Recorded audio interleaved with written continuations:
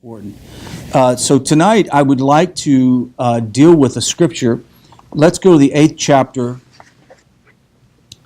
And while you're turning there, let me ask and do a blessing to Hashem for the ability to do this great study. Hashem, our King, King of the universe, we thank you for the great opportunity to study your amazing, miraculous words. May they be uplifting to us. May the words that we speak in the meditation of our heart bring about a praise to you. And we thank you. Amen.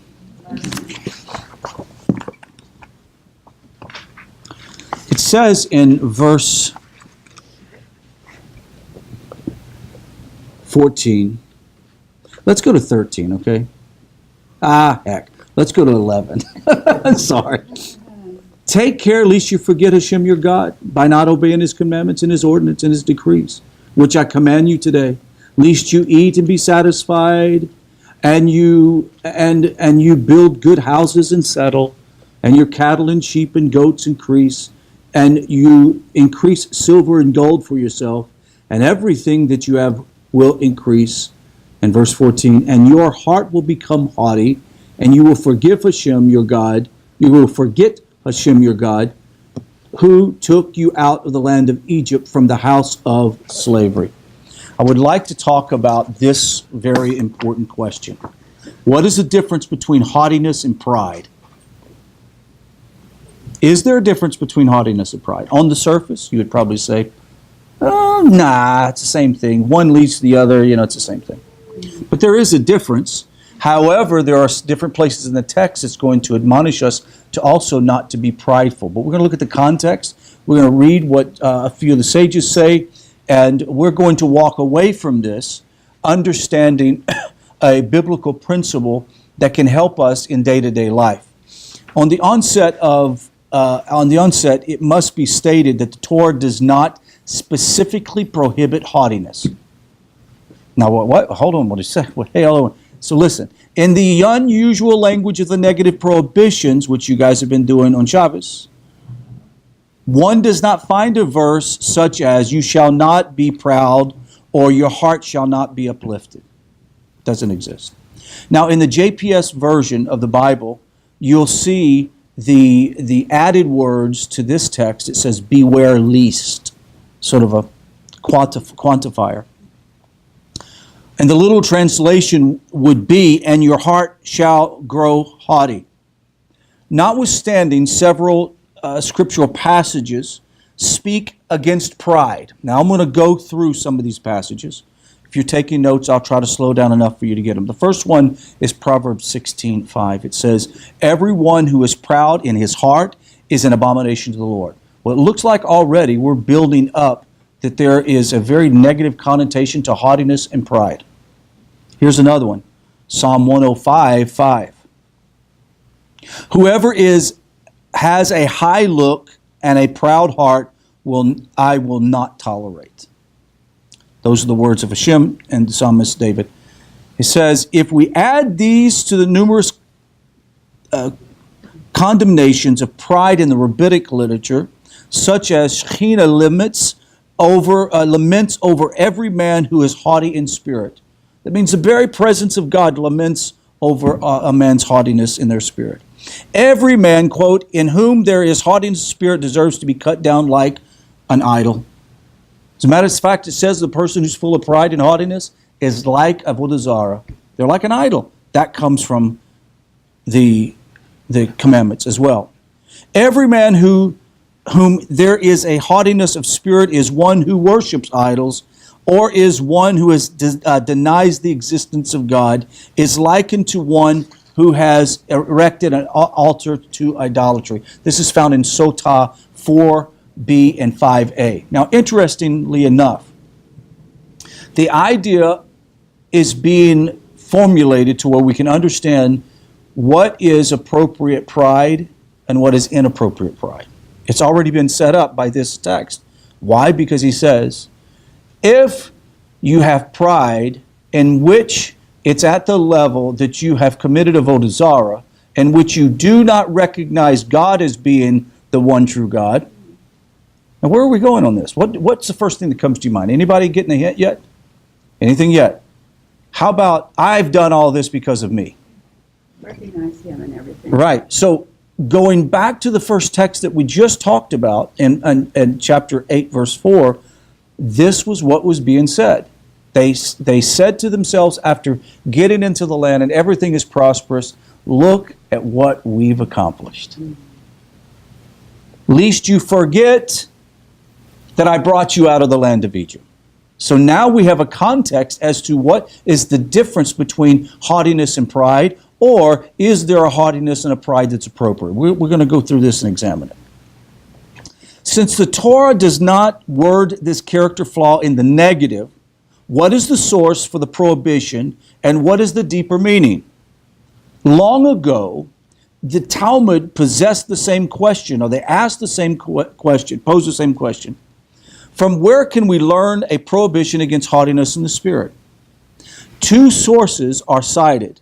Rava points out the verse in Jeremiah. It says this, listen and pray heed, do not be proud, Jeremiah 13:5.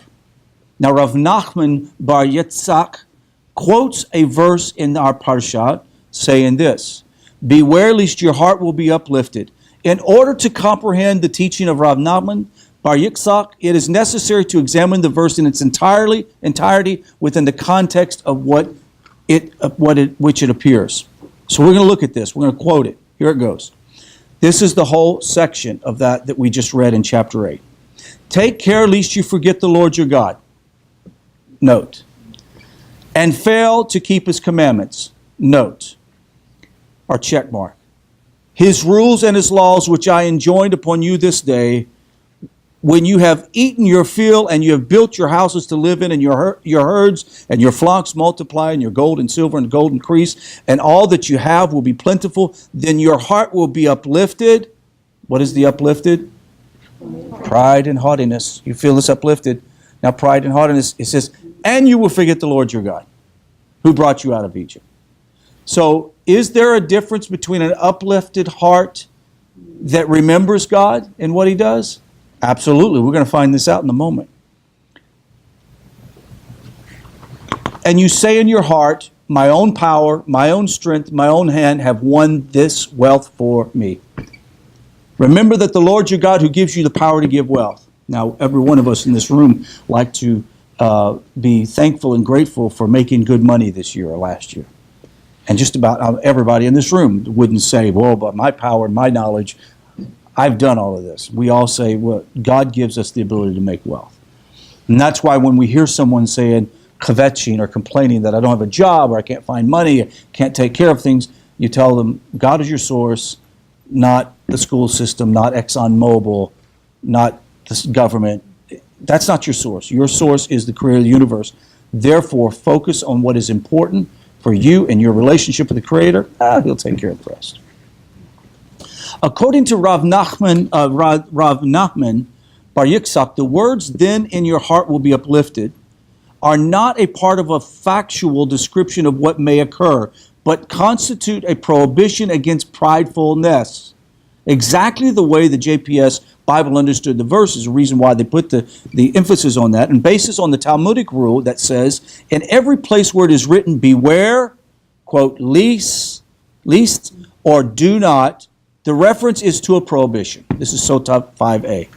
Now, Rav Nachman is of the opinion that this phrase would soon be linked to, quote, beware, at least, which appears in verse 12, or before it in verse 12. And that is the biblical source for the prohibition against pride. So, hold on a second. I thought we said that there is an appropriate pride. Is there appropriate pride? Well, let's see. Rava preferred, so it would seem, the source of Jeremiah, because of the prohibition, is specifically worded, do not be proud. Similar in style to the prohibition in the Torah itself, while Rav Nachman bar Yitzchak prefers the verse, then your heart will be uplifted, precisely because it is found in the Torah rather than in the prophets. And as we know, greater importance is attached to the precepts of the Torah than those written in the book of the prophets, which are defined only as, they consider them less authoritative than actually what God said. If God said specifically, then that's what Rosh is. But the prophets, it might have some other different things. Maimonides, in his Mishnah Torah, follows the opinion of Rav Naaman, saying, and it is also said that anyone who uplifts his heart denies the existence of God, as it says, then your heart will be uplifted and you will forget the Lord your God. And Maimonides disagrees with this. He is of the opinion, this is what I love about Jewish thought and about the Mishnah, is you'll have one make a statement that I agree with this person, and then you have the third person go, well, I disagree with both of you. Mm-hmm. And I think that's what's more amazing about the study of Judaism, is you're able to read even the dissenting voices in a text. And what do you think is the most important reason why we should hear the dissenting voices? We can think for ourselves. Absolutely. We are thinkers. We need to be able to think. Exactly. Thank you. Maimonides disagrees. He has the opinion that the source of the prohibition against pride is to be found within those verses in the Torah which define the proper behavior of a king. Now think about this for a moment. It makes a lot of sense. Specifically, that his heart be not uplifted above his brethren, and that he may not never turn away from the commandments to the right or the left. Deuteronomy 17:20. And he goes on to explain it like this. Quote, the Torah has hints to the prohibition of pride, for if the scripture forbids pride and haughtiness to a king, it is all more true for his subjects, for the lower class, or what do you call it, his those who he is governing over. It is absolutely important that even though he carries himself in the greatest office, people bow to him when they see him, and he recognizes that. He also knows that he should not develop an attitude that I am more of a special category than they are. He's a human being before the creator of the universe. It is important that this humility the king has is demonstrated, even though he has a responsibility of the king to act as royalty. Does it make sense? He has royal behavior that he conducts himself with. For example, the king sitting on his throne, lifts his scepter up for those people to come into his court, and that there is protocol, there's a process in which they come to him. But that is not a part of pride or haughtiness. It's a part of his position as the king. Protocol, exactly. It doesn't mean that it's pride. Now, it helps for those who have been in a military environment. Even I would say probably even a corporate environment. There are some corporate environments. I know Catherine has much experience with this, in which you go in, and the corporate attitude in one place is diametrically opposite from another. And I've been into places in which they treated the CEO of the company as if he was the Mashiach. Right? Am I right, Catherine? Don't touch him, don't talk to him. They escort him around. They have everything set up for him. And it's amazing. I would be, if I was the CEO, a bit humiliated by the whole experience. I'd be like, please stop. What's the point of this? But at the same time, that's their corporate structure. Does that mean he has haughtiness or pride? Not necessarily. No. Unless he physically went around and thought he was much better than his lowly subjects in the company. That would be the difference. The Torah here hints at the prohibition of pride, for the scripture forbids pride and haughtiness to a king. So the idea, if it issues haughtiness to a pride or a king, it would also include us. Now, Rabbeinu Yonah of Gerona agreed, writing this verse. He writes this in Sha'eri Teshuvah, section 3, he says this: we have been warned to remove the attribute of pride from our souls, so that the great man should not act haughty toward the lesser man, and even the king should not lift up his heart over his brethren, and even though he rules over them his reign, yet his heart should be humble. This divergence of opinion in the part of Maimonides requires further explanation. And why did he choose to base his opinion on a verse different from that which was brought by Rav Naaman bar Yitzchak? when it says, when your heart will be uplifted. One might say that there are two kinds of pride.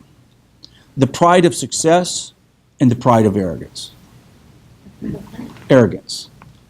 Do you get the picture? What's the name of the big football player in Houston? Watts. J.J. Watts. He doesn't seem to be a prideful man at all. He doesn't. I've not met him personally. I think you've met him, right? Not a haughty man. However, I am sure that he's proud of his accomplishments. And I'm sure he realizes, I have abilities that not the average person has. He's a heck of a lot harder than me. So there is a difference. There are two types of pride. That pride of arrogance is the type of pride that says, I'm better than everybody else and I know it. Now, the question is proposed now from the sages. It says, if an individual, say in a particular social social group or particular community, if this person has accomplished much more, is it really pride when he says, I know more than everybody else in this subject matter? You see that it's hard to say, right? So we would immediately say, well, no, it's not pride if a person says, well, doggone it, I've worked hard. And I've worked hard to succeed.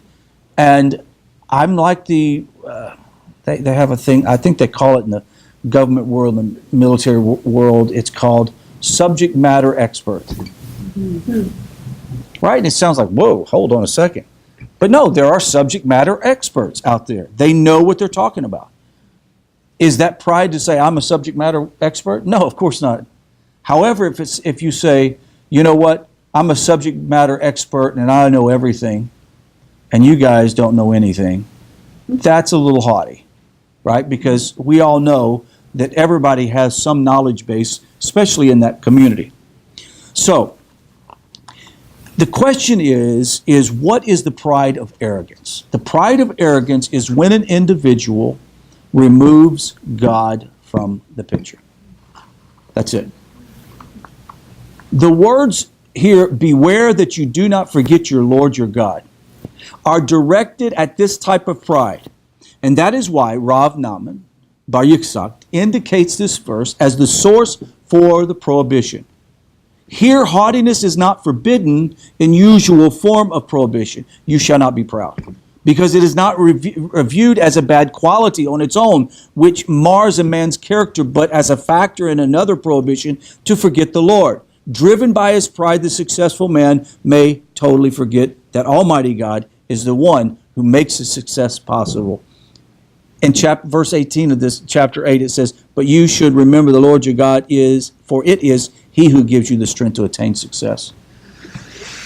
I haven't listened to Rush Limbaugh in 10, 15 years, I don't think. But he used to have a comment. I don't know if he still does. Talent on loan from God. He still does. Right?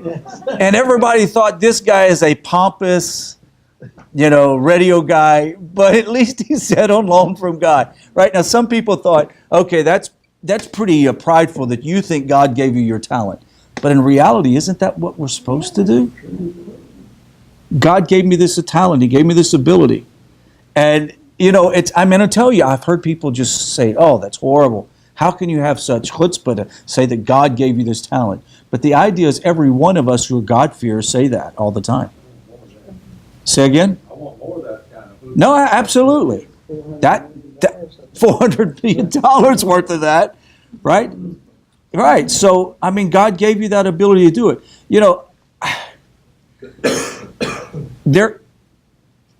If there is a good pride, can also be a false humility. Right? If there's a good pride, there's a false humility. What would be a false humility? Knowing that you're good, knowing what God gave you to do, knowing that He gave you this ability, and when someone says, wow, that's great, you don't go, well, the Creator gave me this ability. I'm so glad that I have this opportunity to do this. The the faulty humility or the false humility is, oh, well, it's nothing, you know.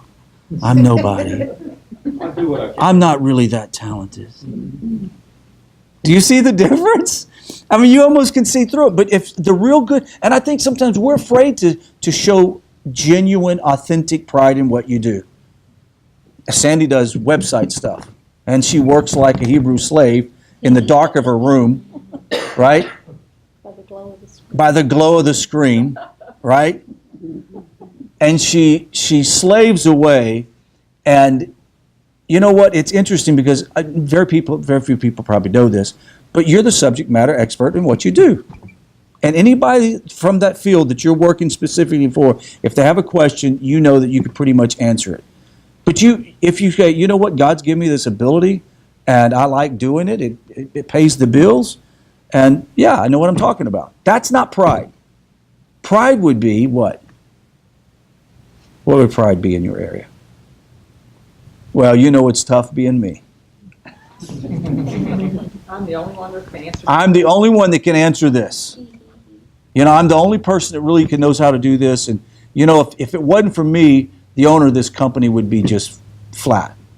I'm the one that's bringing this company up. Yes, sir. So would it be like when we develop an attitude to say that we can't be replaced? Right, exactly. Or how about this? Develop the attitude that God's not involved in this, and even if, but there would be no difference whether God was involved with or not, because He's got me. I'm like His favorite. Yes. A business owner has pride and thinks that none of his employees can do his job as well as he can. He's going to limit his own growth Right. because of his pride. Right.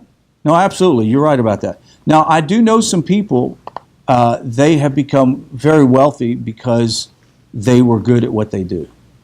And then when they got to where they were supposed to be, they did not have the sense of God-fearing attitude toward things.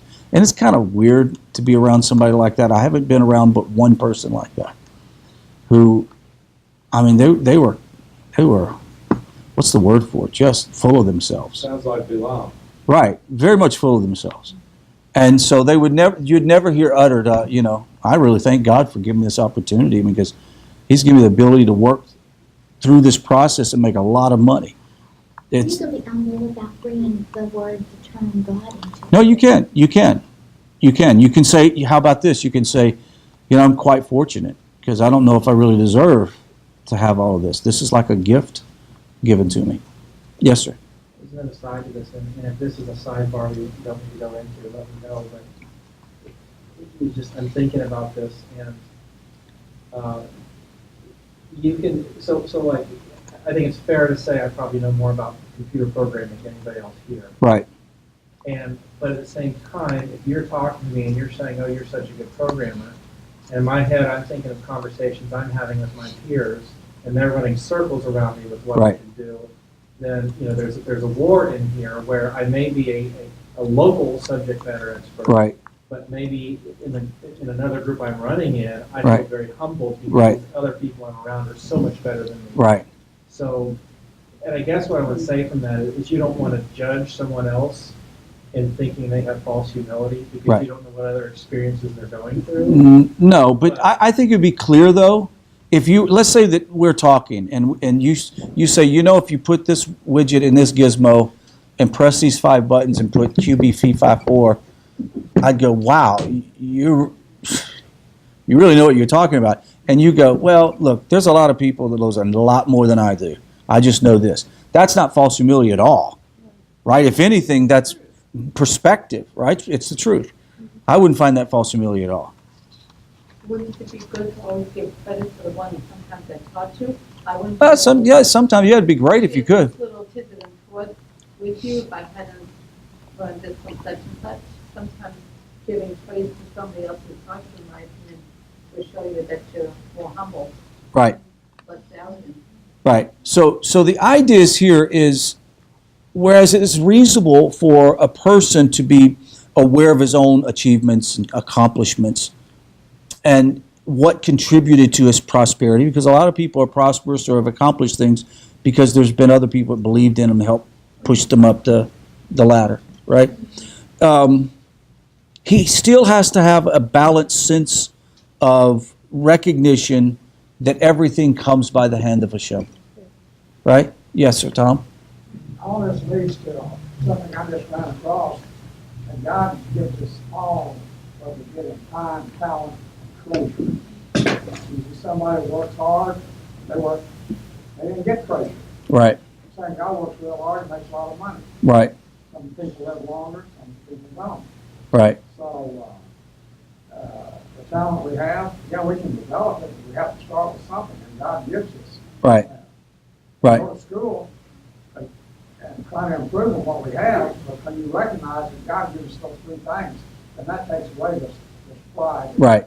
you've got your whole life. Right, and so the issue is that everyone is capable. I mean, my goodness, if the children of Israel, who were at the highest level of holiness before entering into the land, if they could somehow forget, who are we? I mean, come on. I mean, it's easy for us to forget that we are where we're at because of the hand of the Creator. And, you know, from that, it's like we can understand that pride and haughtiness is absolutely forbidden if it's done in the wrong way and for the wrong purpose. And what is the wrong way and the wrong purpose? Is leaving God out. Now, there is a story that I would like to use to illustrate. This is what we call a success story that backfired. I don't know if you remember when the army of Assyria stood opposites of the walls of Jerusalem. And there was a great general, Rav-Shekha, who stood on the outside and he said these words, "Which of all of the gods of the countries have saved their countries from my hand?" Right? Then he says, "That the Lord should save Jerusalem from my hand." So he said, look at all the other countries we've invaded and overcome. Their gods didn't do anything, so what good is your God going to do you? This is found 2 Kings 18:5. Here we have a proclamation filled with contempt for God, aggrandizing, building himself up. And look, trust me, he had enough to brag about, did he not? He had accomplishments. But the problem is posting those accomplishments before the very creator of the universe. Whew, that's some chutzpah. Here we go. The reaction of the Lord was not long in coming, and delivered by the prophet, which said in Isaiah 10:5 this, "Can the axe boast against who chops it?" What axe goes, "I did a great job chopping the tree down"? It doesn't happen. The prophet then goes on and says, "Can the saw make itself great against who yields it?" Of course not. It's ridiculous. Isaiah 10:5. Rav Shaka, just like any other success story, must be made to face the truth. For it is he who gives you the strength to attain all success, found once again in Deuteronomy. Now let's examine in the last closing marks the second type of pride is arrogance. The individual who lords himself over others. While the first king of pride is affected with a proud man himself, it's a matter of how he relates to his own achievements. The second sort of pride affects the way he relates to others. He sees himself as being superior to those around him and believes that he is better, wiser, and more successful than they are. Perhaps it is true that he is more successful and better. If he really is better, it might not be a serious fault, as we said. The Torah does not intend for a talented man to deny his abilities. If you're talented, there's nothing wrong with saying, "I do a good job." Reminds me of our current president. The Torah has no interest in repressing man's true evaluation of himself. I think some people that are overconfident, like Donald Trump, it comes over as really pompous, doesn't it? Right? But Is he overconfident, or he's just confident in something? no, he's very confident. But the thing is, like you said, he's accomplished all of this. Now, it could be debatable whether it's haughtiness or pride, but he's got money to. He's got what do you call it? Proof is in the pudding, right? So I don't know. Okay, the problem begins when that pride is imagined and not real. Now, listen to this: pride is imagined and not real. When someone imagines himself to be superior than others, that kind of pride is negative and unacceptable. The Malbim, in his book, Harchamel defines it as follows. I love this. Pride is imaginary and not real when it exists only within the arrogant person and not outside of him. When he imagines himself to be more than he really is, and he takes pride in himself, though he has no quality above anyone else. This is where the verse of the chapter dealing with the king comes to play. The king may be aware that he is superior in the sense that he is king. People bow to him. People kiss his ring. People kiss other things. They want to be accepted by him. Yet he treats them as equals, though he has a protocol that he has to follow. In the issue with the king, pride begins the moment the king imagines that he is better and more successful and more talented than others. There's no substitute to support such imaginings in the words. That his heart not be uplifted above his brother. So the idea is this: is yes, you can know your position, but also be aware that God also can. What's the text says? That God establishes kings and disposes kings. And so the idea is this: every one of us can be successful and right and have pride in what you do. Be lifted up in what you do. Feel good about yourself. But you can also forget the equation, or the God equation, that the creator of the universe has given you everything that you have. He's given you the ability. I mean, I look at individuals who have great ability to obtain, like, photographic memory. It blows me away. People who can, Rabbi Singer is one. Like, this guy can anything he reads, he remembers. I have to write it down and put it into note form. I don't remember it. Of course, I can remember the most mundane, stupid thing, right? It always comes back to me. But I admire that in another human being. I admire the fact that there are other people who have that ability. But at the same time, think about what honor and credit and glory to Hashem, the name of Hashem, comes from an individual who has that ability, that talent, whatever it may be, and yet still walks in humility and without a sense of pride. I'm reminded of the men that my eldest son works with in the world that he works in. They are specialists, the highest degree. They are the cream of the crop, the best there are. There are none better. And yet, if you were to talk to them in a backyard of a barbecue, you would have no clue what they do. Not because they're trying to be secretive. They're just normal guys who's worked hard for what they do, and they realize that the only reason why they're there is because someone has invested millions of dollars to make them who they are. They're not arrogant and prideful and boastful. It's not like the movies. These guys are just normal guys. They have family, they have children. And it's amazing to see that level of perspective from those types of people. I would be highly disturbed if I went to my son's house and was at a barbecue in the backyard and seeing guys walk in that were like Van Diesel and who else? Give me some other ones. The Rock. I would be so disturbed because I'm thinking, dude, that's arrogance. That's pride. And so, like I said, we're living in a time in which it's good to have a perspective on this as God fears. That concludes this shiur, and we'll go to questions and answers. A tool that I